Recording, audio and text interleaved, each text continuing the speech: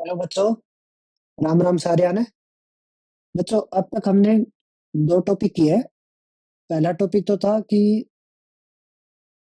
जब wire stretch होती है तो वो कितना वर्क डन करती है। ठीक है। उसके बाद में हमने नेक्स्ट टॉपिक किया था कि वायर अपने वेट की वजह से कितना स्ट्रेच होती है। ठीक है। Elongation in the wire due to self weight. आज का हमारा टॉपिक रहेगा कि अगर हम वायर को रोटेट करवाते हो, ठीक है, अगर वायर को रोटेट करवाएंगे तब वायर में कितना स्ट्रेच आएगा। ठीक है। तो हमारे टॉपिक का नाम रहेगा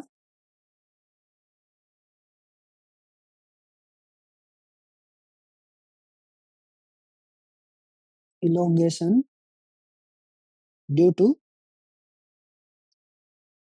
रोटेशन। ठीक है। रोटेशन की वजह से कितना वायर इलोंगेट हो रही है। ठीक है, ये हमारा आज का टॉपिक रहेगा।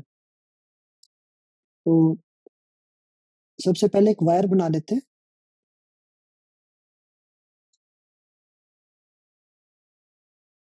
मान लीजिए ये हमारी वायर है। वायर की लेंथ मान लेते हैं एल है, मास एम है, और एरिया ऑफ क्रॉस सेक्शन हमारा ए, और इसके साथ वाई हमारा Young's modulus of elasticity for the wire. ठीक है। इस वायर के लिए, इस वायर को हम रोटेट कर रहे हैं हमारा ओमेगा एंगुलर फ्रीक्वेंसी के साथ। ठीक है। ओमेगा हमारी एंगुलर फ्रीक्वेंसी है। हमें निकालना है कि इस रोटेशन की वजह से वायर में कितना स्ट्रेच आएगा। ठीक है, कितना इलोंगेट होगी ये। तो कैसे करेंगे बच्चों? सबसे पहले हम मान लेते हैं कि हमारा जो ये एज है, जहां से हम वायर को क्या कर रहे हैं, रोटेट कर रहे हैं, यहाँ से एक्स डिस्टेंस दूर एक पार्ट मान लेते हैं। ठीक है। यहाँ से एक्स डिस्टेंस दूर हम एक स्मॉल पार्ट ले लेते हैं। ठीक। और पार्ट की थिकनेस क्या रहेगी, डी एक्स। ठीक है। कितना दूर है ये, एक्स डिस्टेंस दूर है। सबसे पहले हम इस dx विड्थ के पार्ट में इलोंगेशन निकालें। ठीक है, कि x डिस्टेंस दूर हमारा dx पार्ट है, dx लेंथ का पार्ट है, और जब ये dx पार्ट हमारा रोटेट करेगा तो इसमें कितनी इलोंगेशन हो रही है। ठीक है, मान लेते हैं कि इसमें इलोंगेट हुआ ये dl लेंथ से। dx इसकी ओरिजिनल लेंथ थी और ये dl लेंथ से स्ट्रेच हो गया। ठीक है। तो हम इसको क्या कर देंगे, इंटीग्रेट कर देंगे for whole length of the wire. ठीक है। अगर dx पार्ट के लिए हमारा स्ट्रेच आ जाता है तो फिर कंप्लीट वायर के लिए हम क्या कर देंगे, इंटीग्रेशन। ये हमारा स्टेप रहता है इस टाइप के किसी भी न्यूमेरिकल को सोल्व करने का। ठीक है। अब ये जो हमने dx लेंथ का पार्ट लिया है, इसमें स्ट्रेच आएगा किस वजह से, इसमें स्ट्रेच आएगा टेंशन की वजह से। अगर वायर रोटेट हो रही है तो रोटेटिंग वायर क्या करेगी, वायर के अंदर टेंशन प्रोड्यूस करेगी। ठीक है। वो जो टेंशन की अमाउंट है वो डिपेंड करती है इस लेंथ पे। ठीक है, यहाँ से वायर कितना दूर है। अगर वायर का ये वाला पार्ट ले, ठीक है, ये वाला पार्ट क्या है, पास में है, तो इस वाले पार्ट में टेंशन कम प्रोड्यूस होगी। ठीक है। ये वाला पार्ट एज कंपैरेटिवली थोड़ा सा दूर है। ठीक है, इस एज से, तो इसके अंदर जो टेंशन प्रोड्यूस होगी वो हल्की सी ज्यादा होगी। सबसे ज्यादा टेंशन कहाँ प्रोड्यूस होगी, सबसे एंड में। ठीक है, क्योंकि ये वाला पार्ट यहाँ से सबसे ज्यादा दूर है, तो इधर लगने वाली टेंशन सबसे ज्यादा होगी। ठीक है। अब टेंशन क्या हो रही है हमारी, वेरी कर रही है पॉइंट टू पॉइंट। ठीक है, अलग अलग पॉइंट पे अलग अलग अमाउंट ऑफ टेंशन एक्ट कर रही है। उस वजह से हमें क्या करना पड़ता है, हमें सबसे पहले इस पार्ट के लिए टेंशन निकालनी पड़ेगी कि इस पार्ट पे कितनी टेंशन लग रही है, और उस टेंशन वाले फोर्स की वजह से इसके अंदर कितना स्ट्रेच आया। उस स्ट्रेच को हम क्या कर देंगे, हम इंटीग्रेट कर देंगे फॉर होल बॉडी, ठीक है, यहां से लेके यहां तक हम उसको इंटीग्रेट कर देंगे, तब हमें कंप्लीट वायर के लिए स्ट्रेच मिल जाएगा। ठीक है, तो करते हैं। यहां पर हमारी क्या रहेगी, फोर्स ऑफ टेंशन, और टी की वैल्यू आएगी कितनी, तो ये हम पढ़ेंगे चैप्टर ऑफ रोटेशनल मोशन। ठीक है, उसमें हम पढ़ने वाले हैं कि रोटेटिंग वायर पे कितनी अमाउंट ऑफ टेंशन एक्ट करती है। ठीक है, अभी हम इसको डायरेक्ट यूज कर रहे हैं। यहाँ पे टेंशन हमारी रहेगी for the rotating wire M omega square divided by 2 L square minus X square. ठीक है, अगर वायर की कंप्लीट लेंथ एल हो और हम टेंशन निकाल रहे हैं फॉर द लेंथ एक्स, तो हमारी टेंशन की वैल्यू रहती है ये M omega square by 2 L into L square minus X square. ठीक है, अभी हम मान रहे हैं कि हमारे इस dx पार्ट में कितना स्ट्रेच आया था dl लेंथ का। ठीक है, लेट इलोंगेशन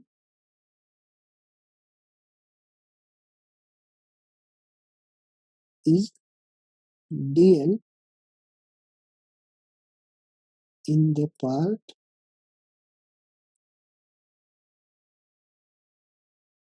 dx। तो उस केस में हम dl कैसे निकालेंगे,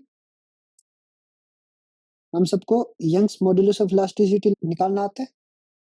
y का हमारा क्या फार्मूला होता है, f into L divided by a into delta L. Delta L हमारा क्या होता है, स्ट्रेच। यहाँ पर हमारा स्ट्रेच कितना है, dl। एल हमारी लेंथ थी, यहाँ पर हमारी लेंथ क्या है, dx। फोर्स जिसकी वजह से स्ट्रेच आता है, तो यहाँ पर हमारी फोर्स की वैल्यू क्या रहेगी, टेंशन। टेंशन की वजह से dx पार्ट में स्ट्रेच आ रहा है। ठीक है, तो ये अगर हम सब्स्टिट्यूट करें तो हमारा dl क्या आ जाएगा, dl आ जाएगा d dx divided by a y।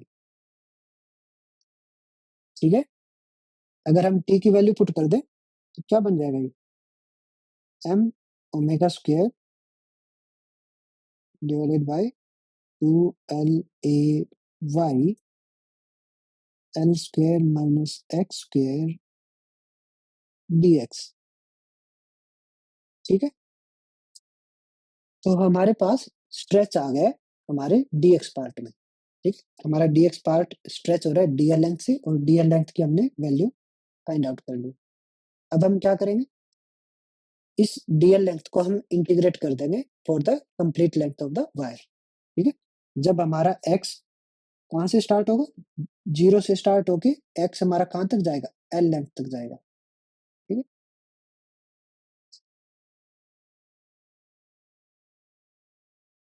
Integrating dl for the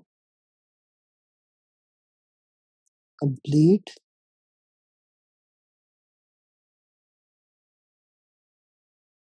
length of the wire। ठीक है, तो हमारा क्या आएगा, डेल्टा एल, ये हमारा क्या है, इंटीग्रेशन ऑफ द dl, और ये क्या आएगा, integration of the m omega square divided by 2 LA y L square minus X square dx। ठीक है, तो बच्चों यहाँ पे देखो कौन हमारा कांस्टेंट रहेगा, ठीक, एंगुलर फ्रीक्वेंसी जिससे हम वायर को रोटेट करवा रहे हैं वो भी हमारी कांस्टेंट है, लेंथ ऑफ द वायर भी कांस्टेंट है, area of cross section constant है, यंग्स मॉड्यूलस भी हमारा वायर के लिए कांस्टेंट रहता है। तो ये कंप्लीट टर्म हमारी कांस्टेंट बन रही है, और कांस्टेंट टर्म को हम क्या कर लेते हैं, इंटीग्रेशन से बाहर। तो क्या बन जाएगा, delta L is equal to M omega square divided by 2 LA y, integration किसका, L square D X minus X square D X. ठीक है। अब दोनों पार्ट का इंटीग्रेशन हम क्या कर सकते हैं, अलग अलग कर सकते हैं। ठीक है। क्या बन जाएगा ये, M omega square divided by 2 LA y integration of L square D X minus integration of X square D X. ठीक है बच्चों। और इंटीग्रेशन हम कहाँ से कहाँ तक कर रहे हैं, हमारा एक्स जो है कहाँ से कहाँ तक वेरी करेगा, एक्स की स्टार्टिंग 0 से होगी और एक्स कहाँ तक जाएगा, for the complete length of the wire. ठीक है। 0 से लेके एल तक। तो हमारी लिमिट क्या रहेगी, 0 से लेके एल तक।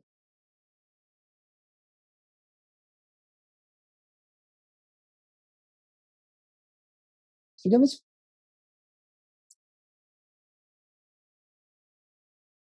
क्या बनेगा ये, M omega square by 2 LA y।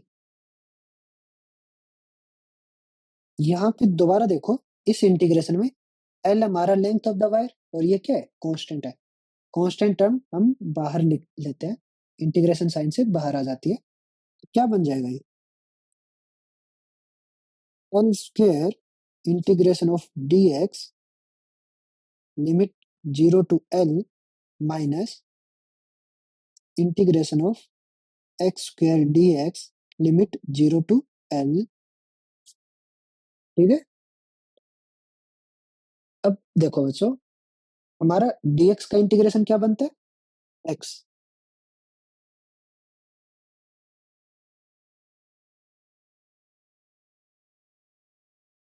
ये बन जाएगा एल स्क्वेयर dx का इंटीग्रेशन x लिमिट हमारी 0 to L minus X square का इंटीग्रेशन होता है बच्चों x raise to the power 2+1 divided by 2+1। Limit रहती है 0 टू एल। क्या बनेगा ये, M omega square divided by 2 LA y L square. पहले हम अपर लिमिट पुट करेंगे माइनस लोअर लिमिट पुट करेंगे। ठीक है। L-0। यहाँ पर हमारा क्या बनेगा, सबसे पहले हम अपर लिमिट पुट करेंगे। ठीक है। जब अपर लिमिट यहाँ पे पुट करेंगे तो क्या बनेगा, L⁻³ फिर हम पुट करेंगे लोअर लिमिट, नीचे 3 कांस्टेंट है। ठीक। ये हमारा बन रहा है M omega square by 2 LA y L³ minus L³ divided by 3। ठीक है। एलसीएम लोगे क्या बन जाएगा ये, हमारा डेल्टा एल क्या बनेगा, M omega square by 2 LA y। LCM लोगे तो ये बन जाएगा 2L³ बाय 3। 2 से 2 कैंसिल कर सकते हैं, एक एल से एल स्क्वेयर बचेगा और कुछ हम कैंसिल नहीं कर पा रहे। तो क्या बनेगा ये, M omega square L square divided by 3A y।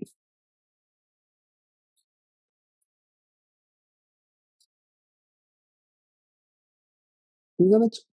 तो हमारी इलोंगेशन कितनी आ रही है, elongation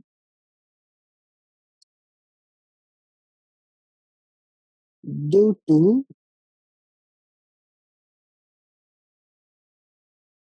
rotation of wire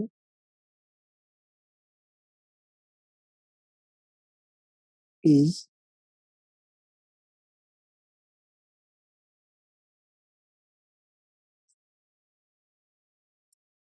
m omega square L square divided by 3a y।